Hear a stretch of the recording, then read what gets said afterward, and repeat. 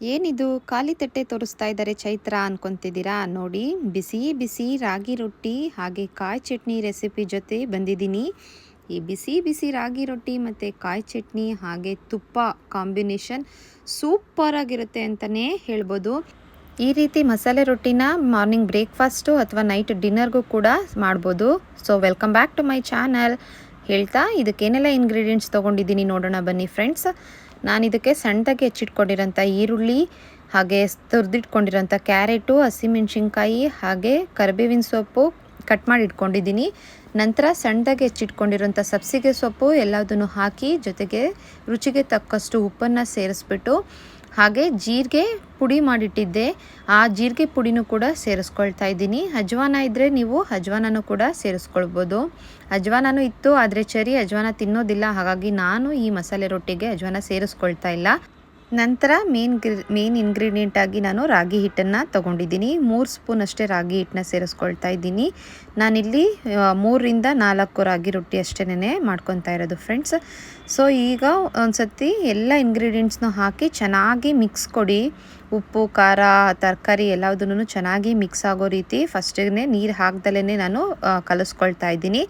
ನಂತರ ಇದಕ್ಕೆ ಎಷ್ಟು ಬೇಕೋ ಅಷ್ಟು ನೀರನ್ನು ಚುಮುಕ್ಸ್ಕೊಂಡು ಕಲಿಸ್ಕೊಳ್ತಾ ಹೋಗಿ ಫ್ರೆಂಡ್ಸ್. ನೀವು ಗಟ್ಟಿಯಾಗಿ ಆದರೂ ಕಲಿಸ್ಕೊಳ್ಬೋದು, ತೆಳ್ಳಗಾದರೂ ಕಲಿಸ್ಕೊಳ್ಬೋದು. ನಾನಿಲ್ಲಿ ಸ್ವಲ್ಪ ಗಟ್ಟಿಗೆ ಕಲಿಸ್ಕೊತಾ ಇದ್ದೀನಿ.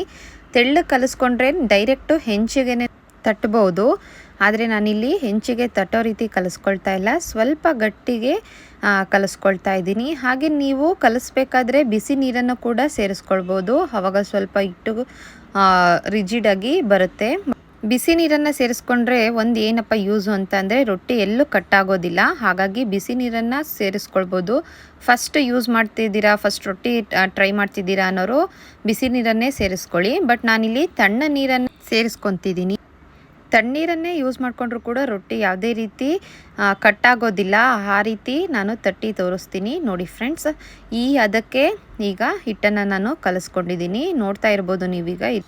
ಚೆನ್ನಾಗಿ ಮಿಕ್ಸ್ ಮಾಡಿ ಈ ರೀತಿ ಬಾಲ್ಗಳಾಗಿ ರೆಡಿ ಮಾಡ್ಕೊಂಡು ಇಟ್ಕೊತಿದ್ದೀನಿ, ತಟ್ಟೋದಕ್ಕೆ ಈಸಿ ಆಗಲಿ ಅಂತ ಹೇಳಿಬಿಟ್ಟು. ನಿಮ್ಗೆ ಎಷ್ಟು ದಪ್ಪ ಬೇಕು, ಎಷ್ಟು ಅಗಲ ಬೇಕು ಅದ್ರ ಮೇಲೆ ಸೈಜಸ್ಗಳನ್ನು ಮಾಡ್ಕೊಳ್ಳಿ.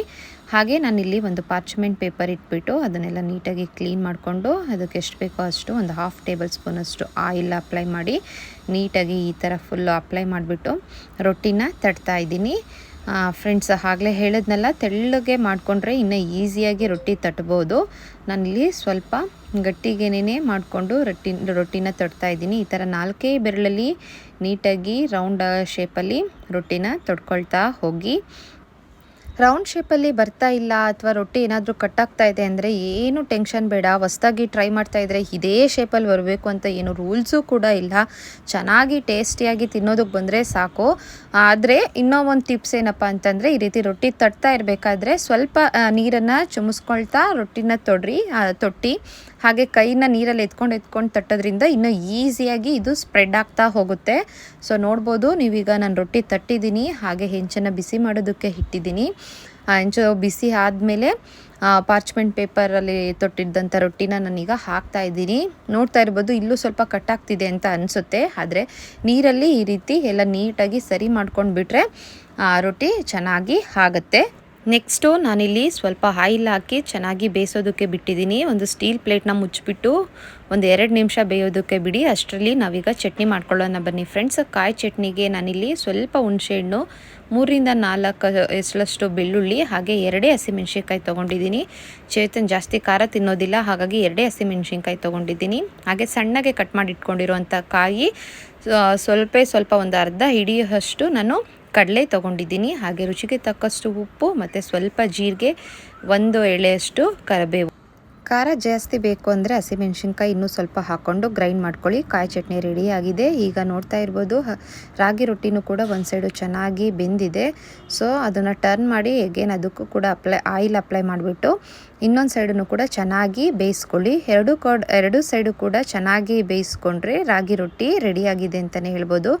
ಈ ರೊಟ್ಟಿ ಬೇಯಿಸ್ಕೊಳ್ಳೋ ಅಷ್ಟರಲ್ಲಿ ನಾವು ಮತ್ತೊಂದು ರೊಟ್ಟಿನ ತಟ್ಕೊಂಡು ಇದೇ ರೀತಿ ಟ್ರೈ ಮಾಡ್ತಾ ಬಂದರೆ ರಾಗಿ ರೊಟ್ಟಿ ಚೆನ್ನಾಗಿರುತ್ತೆ. ಯಾವಾಗಲೂ ರಾಗಿ ಮುದ್ದೆ ಅನ್ನೋ ಬದಲು ಒಂದು ಟೈಮ್ ಆದ್ರೂ ಈ ರೀತಿ ರಾಗಿ ರೊಟ್ಟಿ ಮಾಡ್ಕೊಂಡು ತಿಂದರೆ ಹೆಲ್ದಿಯಾಗಿರುತ್ತೆ, ಟೇಸ್ಟಿಯಾಗೂ ಇರುತ್ತೆ. ಇನ್ನೂ ನನ್ನ ಚಾನಲ್ಗೆ ಸಬ್ಸ್ಕ್ರೈಬ್ ಆಗಿಲ್ಲ ಅಂದರೆ ದಯವಿಟ್ಟು ಸಬ್ಸ್ಕ್ರೈಬ್ ಆಗಿ ಅಂತ ಹೇಳ್ತಾ ಥ್ಯಾಂಕ್ ಯು.